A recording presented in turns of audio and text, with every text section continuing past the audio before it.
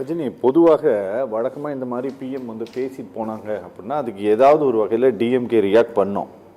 ஆனால் நேற்று மாலையில் அவர் பேசிட்டு போனதுலேருந்து இப்போ நானும் கலைஞர் செய்திகளையும் முரசொலியையும் பார்க்குறேன். நான் ஏதாவது மேகசின்லையாச்சும் வந்திருக்குமான்ட்டு பெருசாக அதுக்கு ஒன்றும் ரியாக்ட் பண்ணவே இல்லை. இதை நீங்கள் பொருட்படுத்தவே இல்லையா? என்ன காரணம்? பொருட்படுத்த வேண்டிய தேவை இல்லை, இது அவசியமும் இல்லை. எங்களுக்கு நிறைய வேலை இருக்குது. தினம் தினம் வந்து கூட்டணி கட்சிகள் வருகிறது, பேச்சுவார்த்தை நடத்துகிறோம். நேற்றைக்கு எடப்பாடி பழனிசாமி அவர்கள் பேசுகிற போது சொன்னார், இந்தியா கூட்டணி ஃபர்ஸ்ட் பிரச்சார கூட்டம் வந்து வைக்கல, நாங்கள் தான் வச்சிருக்கோம் அப்படின்னு. ஏன்னா உங்களுக்கு எந்த கூட்டணியும் வரல இதுக்கப்புறம். பட் எங்களுக்கு டே டு டே வந்துட்டு தான் இருக்காங்க. தினம் தினம் ஒரு கட்சி வந்து எங்க கூட சேர்ந்துட்டே தான் இருக்கு. அவ்வளவு சீக்கிரம் நாங்கள் வச்சிட மாட்டோம் பிரச்சாரத்தை. மிகப்பெரிய அளவுக்கு தான் எங்களுடைய பிரச்சாரம் நடக்கும், பிரச்சார கூட்டம் நடக்கும். உங்களை மாதிரி எந்த கட்சியும் வரலன்றதுனால சீக்கிரம் வைக்க வேண்டிய தேவையும் அவசியமும் திமுகவுக்கு இல்லை. அதை ஃபர்ஸ்ட் கிளியர் பண்ணிடுறேன். அக்கா சொன்னாங்க, பிரதமர் வந்து எந்த இதுவுமே இல்லாத பேசிடுவாரா? அவர் சொன்னா ஒரு அர்த்தம் இருக்குமே, அது முதலமைச்சருக்கும் பொருந்துமா? இப்ப நீங்க பிரதமரை சொல்றீங்க, பிரதமர் வந்து ஆதாரம் இல்லாத பேசுவாரான அதே தான் நாங்களும் சொல்றோம். எங்களுடைய முதல்வர் வந்து எல்லா விஷயத்தையும் பேசுறாருன்னா நீங்க அதை வந்து ஏத்துக்க மாட்டீங்க. பிரதமர் பேசுகிற போது அவர்னா வந்து ஆதாரம் இல்லாத பேசுவார், அவர்னா பொய்ய பேசுவாரான்னு கேட்டீங்க. ஆமா, அவர் அப்படிதான் பேசிட்டு போயிருக்காரு. அதாவது பிரதமர் வீடு கட்டும் திட்டம், அதுல அவர் வந்து பெருமையா சொல்லிட்டாரு. ஃபர்ஸ்ட் 6 லட்சம் வீடுகளுக்கு மேல் கட்டி முடிக்கப்பட்டது அப்படின்னு சொல்லிட்டாரு. அதற்கப்புறம் சொல்றாரு 3 லட்சம் வீடுகள் கட்டாமல் போனதற்கு திமுக அரசு தான் காரணம்ன்றாரு. நான் ஒரு டேட்டாவோட சொல்றேன். ஒன்றிய ஊரக வளர்ச்சித்துறை இலக்குப்படி 9,57,825 வீடுகள் கட்டி முடிக்கப்பட வேண்டும்.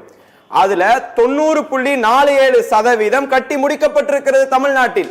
இதே நீங்க வந்து மகாராஷ்டிரால போனீங்கன்னா 40.4%, ஆந்திராக்கு போனீங்கன்னா 36.52%, ஹரியானாக்கு போனீங்கன்னா 53.98%, ராஜஸ்தான்ல 77%, அவருடைய சொந்த மாநிலமான குஜராத்ல 83.22%. அப்போ இதுல இந்த மாநிலங்கள்ல எது இப்ப டாப்ல இருக்கு? தமிழ்நாடு. 90% நாங்கள் வந்து இங்க வந்து கட்டி முடித்திருக்கிறோம். இதை வந்து பெருமையா பேசாத, 3 லட்சம் வீடு கட்டாத போனதற்கு திமுக தான் காரணம் அப்படின்னு சொல்லிட்டு போயிட்டார். சரி, அதுக்கப்புறம் வந்து சென்னைக்குள்ள வரும். மதுரவாயல் மேம்பாலத்தை பத்தி பேசினார். மதுரவாயல் மேம்பாலம் முதலாக அடிக்கல் நாட்டியது தலைவர் கலைஞருடைய ஆட்சியில 2009.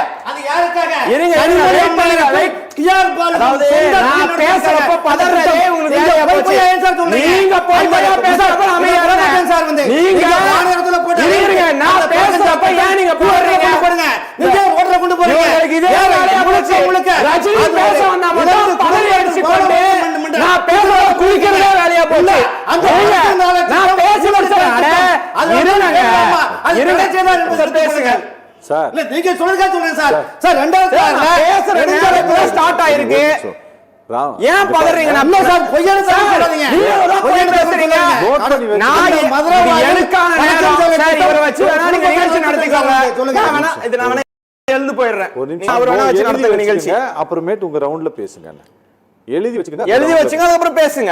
சொல்லுங்க. 500 கோடி மதிப்பீட்டில் 25% எங்க ஆட்சி இருக்கிற பேர் நிறைவேற்றிட்டோம். அம்மையார் ஜெயலலிதா அவர்கள் ஆட்சிக்கு வந்தவுடன் வந்து ரீசன் சொன்னாங்க, கூவ நதி நீரோட்டம் பாதிக்கும், அதனால இந்த மேம்பாலத்தை நிறுத்தணும்னு சொல்லி உச்ச நீதிமன்றத்துல இடைக்கால தடை வாங்கியது அதிமுக. மீண்டும் திமுக ஆட்சி வந்து சுமார் 5510 கோடி மதிப்பீட்டில் பாலம் பணிகள் துவக்கப்பட்டு இன்றைக்கு தீவிரமாக இது நடைபெற்று வருகிறது. அடுத்து துறைமுகங்கள் மேம்பாடு, அதாவது துறைமுகங்களை பத்தி அவர் வந்து பேசுறாரு. காமராஜர் துறைமுகத்தை மேம்படுத்தணும்லாம் சொல்றாரு. ஒரே ஒரு புள்ளி விவரம் நான் சொல்றேன். 200 மில்லியன் மெட்ரிக் டன்னுக்கு மேல் சரக்குகளை கையாளும் அளவிற்கு மிகப்பெரிய வளர்ச்சி எங்க இருக்குன்னா குஜராத்ல அதானி துறைமுகத்துல இருக்கு. இங்க சென்னையில ஆண்டிற்கு 136 மில்லியன் மெட்ரிக் டன் தான் கையாள முடிகிறது. இவருக்கு குஜராத்துடைய அதானி துறைமுகத்துக்கு மொத்த வளர்ச்சியும் தந்துட்டு நீங்க வந்து தமிழ்நாட்டுல நாங்க இவ்வளவு பெரிய வளர்ச்சியை கொண்டு வந்துட்டோம்னா இது எவ்வளவு பெரிய பித்தலாட்டம். ஒரு பிரதமர் இந்த மாதிரி வந்து பேசிட்டு போலாமா? இததான் நாங்க வந்து கேட்கிறோம். இந்த மாதிரி அதாவது இது திருப்பரங்குன்றத்தை பத்தி பேசினார். பூர்ணச்சந்திரன் தாயார் கோரிக்கை வைக்கிறாங்க அரசு. அதாவது இல்ல இருங்க, நான் சொல்லி முடிச்சறேன். ஏன் நான் பேசுறப்ப பதறீங்க? இந்து அமைப்பினர் போராடுற போது மதுரை ராஜாஜி ஹாஸ்பிட்டல் முன்னாடி போராடுறப்ப அவங்க தாயார் கோரிக்கை வச்சது, தயவு செய்து என் பையன் இறந்துட்டான், இதை வச்சு அரசியல் பண்ணாதீங்க அப்படின்னு சொல்லிட்டு இந்து அமைப்பினர்கிட்ட அந்த தாயார் பேசிட்டு போயிட்டாங்க. இன்னைக்கு ஒரு பிரதமராக இருக்கக்கூடியவர் ஒரு தாயார் வைத்த கோரிக்கையும் மீறி அரசியல் பண்றாரு. நான் பேசுறேன் குறுக்கிட்டு இருக்காரு. இது எதுக்கான நேரமா அவருக்கான நேரமா?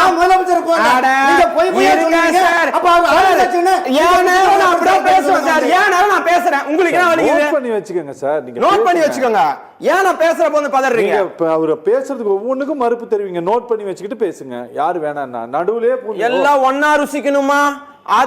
திமுக கூட்டணி எல்லாத்தையும் இவர் பாட்டுக்கு பொய்யா சொல்லிட்டு போயிட்டு இருந்தா எவ்வளவு நோட் பண்ணி எவ்வளவு டைம்? அப்போ உங்களோட ரவுண்ட்ல நான் சொன்ன ஆதாரம் தப்புன்னு சொல்லுங்க, நிரூபிச்சு காட்டுங்க. தம்பி இல்ல மேம், இல்ல இல்ல நான் பேசுறப்போ ரெண்டு பேரும் வரீங்க. நான் எனக்கான நேரம் என்ன சார்? அப்போ நான் மெதுவா தான் பேசுறேன். எனக்கான நேரத்தை ரெண்டு பேரும் வரீங்க. நான் நெறியாளர்ட்ட பேசுறேன், கொஞ்சம் அமைதியா 4 நிமிஷம் தான். அதுக்குள்ள அத்தனை குறுக்கிட்டு அவன பேசவே விடல யாருமே. நான் ஒண்ணும் கேட்கல. இப்ப அவர் சொல்றதுல எனக்கும் மாற்று கருத்து இருக்கு. நான் நோட் பண்ணி பேசுங்க. இல்ல அதுக்கு நீ ஒரு பாட்டுக்கு அடிக்கிட்டே போறார் தனித்தனியா. இவங்க திமுக மேடை மாதிரி. இப்ப நான் துறைமுகத்துக்கு வரேன், இப்ப நான் சாலைக்கு வரேன். மெதுவா கதா கலாட்சேபம் மாதிரி நடத்திட்டு இருந்தா எப்ப நாங்க மறுப்பு தெரிவிக்கிறேன் மேம், அது என்னோட உரிமை மேம். நான் மறுப்பு தெரிவிக்கிறேன். அவர் சொன்னது பொய்ன்னு நான் சொல்றேன் மேம். இது என்னுடைய நேரம் மேம். ஒரு நிமிஷம் இருப்பா, சொல்லுங்க. மதுரை ஏர்போர்ட் விரிவாக்கத்தை இவர்கள் செய்யவே இல்லை, நாங்க அதை கையில் எடுத்தோம்னு சொன்னார். நடந்தாய் வாழி காவிரி திட்டம் 14,000 கோடி கொடுத்தாங்க. மத்திய அரசு ஏன் கடப்புல போட்டீங்க? காவிரி வைகை குண்டாறு திட்டம் 60-40 நிறைவேற்றுறதுக்கு மத்திய அரசு ஒப்புதல் அளித்தது, நிதியும் தர தயாராக இருந்தது. 2021 போறதுக்கு முன்னாடி நாங்க அதுக்கு 700 கோடி ரூபாய் ஒதுக்கி லேண்ட் அக்விசிஷன்ல இருந்து முடிச்சு திருச்சி வரைக்கும் புதுக்கோட்டை வரைக்கும் கால்வாயை வெட்டிட்டோம். அதை ஏன் கடப்புல போட்டு வச்சிருக்கீங்க? அத்தனை திட்டங்கள் இதெல்லாம் பத்தியும் பேசுங்க. நீங்க அங்க பாரு, மத்திய அரசை பாரு,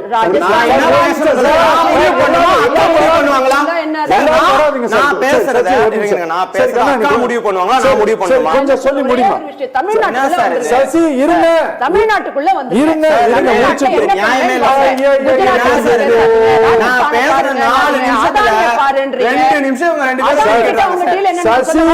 சசி கொஞ்சம் ஒரே ஒரு கோரிக்கை தான் எனக்கு உங்ககிட்ட. தம்பிக்கிட்ட எனக்கு எந்த கான்ட்ரோவர்சியும் கிடையாது. எங்க ஊர் பக்கத்துல தான் திருப்பத்தூர்னு சொன்னாரு. எனக்கு ஒன்னே ஒண்ணுதான், அதாவது நீங்க தமிழ்நாட்டுக்குள்ள இங்க என்ன பண்ணீங்க என்ன பண்ணல கண்ணாணி பேசி முடிச்சு அதுக்குள்ள கொஞ்சம் இருங்க மேடம். நடைபெற்றது மதுரையில. ஏன் பிரதமர் அவர்கள் கோவை மதுரை மெட்ரோ பணி பத்தி ஒரு வார்த்தை பேசல? சரி, ஏன் பேசல? கேக்குறோம்ல, இத பாருங்க. பாத்தீங்களா, நான் ஏதாவது கேள்வி கேட்டா சார் பதறாதீங்க சார், சார் பதறாதீங்க சார், சார் பதறாதீங்க சார். நீங்க பண்ணி கொடுத்தீங்க, நீங்க சப்ஜெக்ட்டே கொடுக்காம நீங்களே கற்பனை பண்ணி தர மாட்டாங்க. இதுக்கு ஒரு அனுமதி நியாயமே இல்ல சார். சார் நீங்க இவங்கள வச்சு நிகழ்ச்சி நடத்திக்கங்க சார். நான் வேணா போறேன் சார். நான் ஒரு வார்த்தை பேச வந்தா 10 வார்த்தை பேசுறாங்க இவங்க.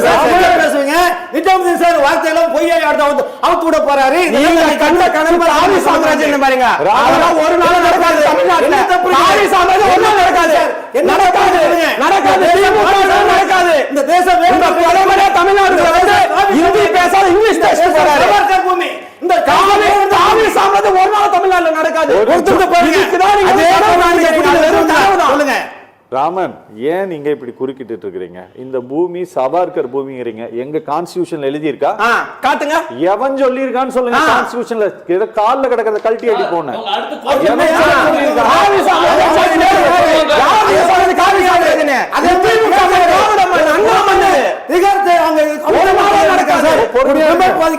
பொறுமையா இருங்க. கான்ஸ்டிடியூஷன்ல என்ன இருக்கோ அதை பேசுங்க. வாய்க்கு வந்தபடி பேசிட்டு இருக்காதீங்க.